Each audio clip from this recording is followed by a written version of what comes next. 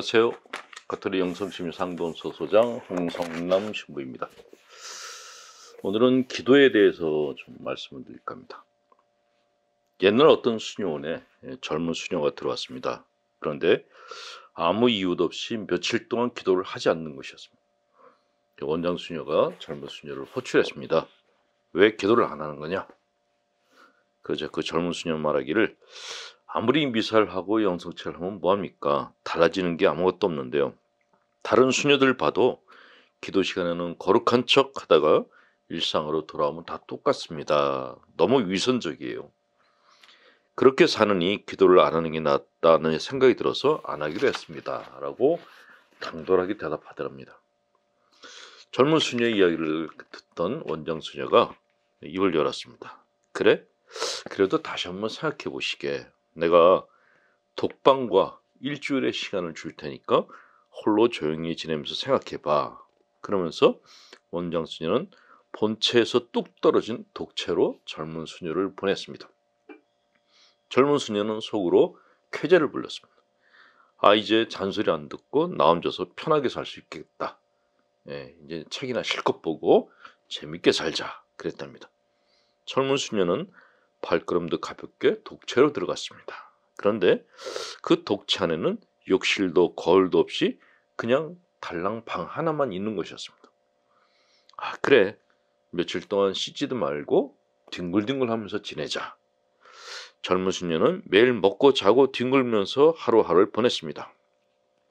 그렇게 며칠이 지났는데 몸이 근질근질하고 머리도 뻑뻑하고 해서 이제 좀 씻어야 되지 않나 하고 원장 수녀를 찾았습니다. 웬일이냐? 저 목욕 좀 보내주세요. 왜 목욕을 하게? 네, 꼴이 말이 아니죠. 참 부끄럽습니다. 거울이라도 하나 있으면 좋겠습니다. 그러자 원장 수녀가 이렇게 말했답니다. 기도 시간은 마음의 거울을 들여다보고 떼고 흐르는 자신의 영혼을 씻는 시간이다. 그런데 몸이 더러운 것은 부끄러워하면서 마음이 더러워지는 것은 왜 괴념치 않는 것이냐? 라고 야단을 쳤다고 합니다. 자, 우리는 아침마다 몸을 씻습니다. 그리고 저녁에 자기 전에 또 씻습니다. 만약 씻지 않고 산다면 심한 불쾌감을 느끼겠죠.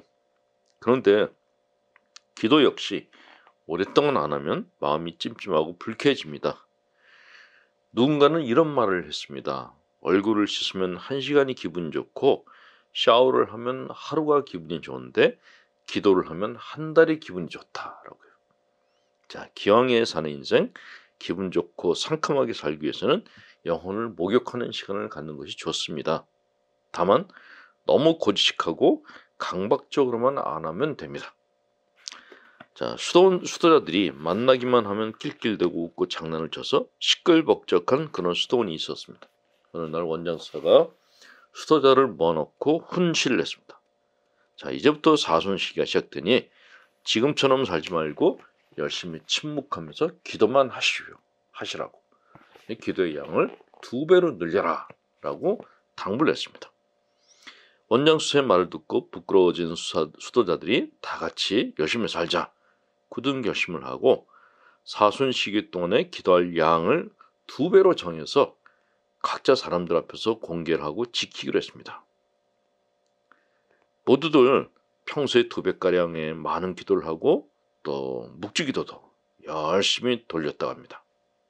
그렇게 며칠이 지나면서 수도원의 분위기가 싹 바뀌었습니다. 경건하고 조용하기가 이를 데 없어진 것이죠. 그런데 문제는 그 대신에 수도자들 사이에 웃음이 사라지고 짜증이 늘어났다고 합니다. 전에는 누가 미사에 빠지면 어디가 아픈가 걱정들을 했습니다. 하지만 기도의 양을 너무 많이 늘린 다음부터는 누가 미사에 빠지면 괜히 화가 나고 기도를 소홀히 하는 사람을 보면 자꾸만 손가락질을 하고 싶은 마음이 들더랍니다. 그래서 모두들 기도가 부족해서 그런 것보다 라고 다시 2배로 늘렸다고 합니다. 근데 그럴수록 수도원의 분위기는 안 좋아져 갔다 합니다. 고지식하고 강박적인 기도에 모두가 질렸기 때문에 그런 현상이 나타났던 것입니다. 신앙생활에서 제일 어려운 점이 무엇인지 물으면 대다수가 기도라고 얘기합니다. 가톨릭 교회를 다니면서 외워야 될 기도문은 참 많습니다.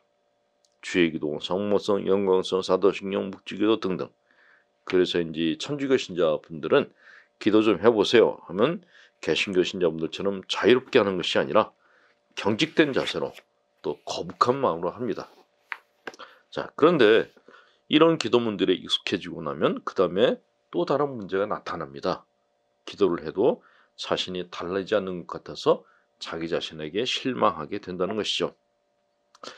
옛날에 어떤 수도자가 성인 수도자가 될 결심을 하고 열심히 기도를 했습니다. 하지만 기도할 때만 자신이 거룩해지고 변화된 듯 느낄 뿐 기도 시간이 끝나면 옛날과 똑같고 고해성사를 봐도 노상 똑같은 죄만 고백하고 살아서 자기 자신에게 아주 실망을 한 사람이 있었습니다.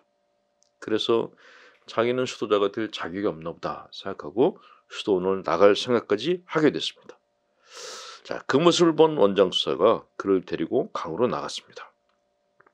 원장수사는 강가에 매였던 나룻배를 풀어주며 말했습니다. 노를 저어서 강물을 거슬러 올라가라고. 하지만 아무리 노를 저어도 배는 제자리 걸음을 할 뿐이었습니다. 원장수사님, 도저히 안 됩니다. 물살이 너무 세요. 그러자 원장수사가 그래? 그럼 노를 젓지 말고 가만히 있어 그랬습니다. 수사가 노젓기를 멈췄더니 배는 순식간에 하류로 떠밀려 내려갔습니다. 간신히 강물을 빠져나온 수사에게 원장수사가 이렇게 말했다고 합니다. 사람의 마음에는 거센 강물이 있다. 이 강물은 사람을 좋은 쪽이 아니라 미성숙한 쪽으로 미는 힘이 강하지. 기도하지 않는 것은 이 거센 강물에서 노를 젓지 않는 것과 같은 행위다 라고 이야기를 한 것입니다. 기도를 하면 성장하지는 못할지라도 적어도 나락으로 떨어지는 일은 막을 수가 있다라는 것이죠. 그래서 하루에 일정 시간 기도를 하는 것이 중요하다라고 얘기합니다. 또한 매일같이 일정 시간에 기도를 하는 분들은 혈압이 낮고 혈압이 절대로 높아지지 않고 건강관리를 잘하는 그런 삶을 살 수 있다고 합니다. 정해놓고 우리가 정해놓고 식사하듯이 기도도 정해놓고 기도하는 시간 한번 가져보시기 바랍니다. 자, 이은수님께서 여러분들께 드리는 위안의 시 하나 전해입니다. 아름다운 기도라는 시입니다. 당신 앞엔 많은 말이 필요 없겠지요, 하느님. 그래도 기쁠 땐 말이 좀 더 많아지고 슬플 때는 말이 적어집니다. 어쩌다 한 번씩 마음의 문 크게 열고 큰 소리로 웃어보는 것, 가슴 밑바닥까지 강물이 넘치도록 울어보는 것, 이 또한 아름다운 기도라고 생각합니다. 그렇게 믿어도 괜찮겠지요? 네. 자, 여러분들께 행복한 하루 되시라고 강복드립니다. 전능하신 하나님, 성부와 성자, 성령께서는 우리 교우들에게 축복을 내리셔 기름 옮겨 하소서. 아멘. 홍성남 신부였습니다.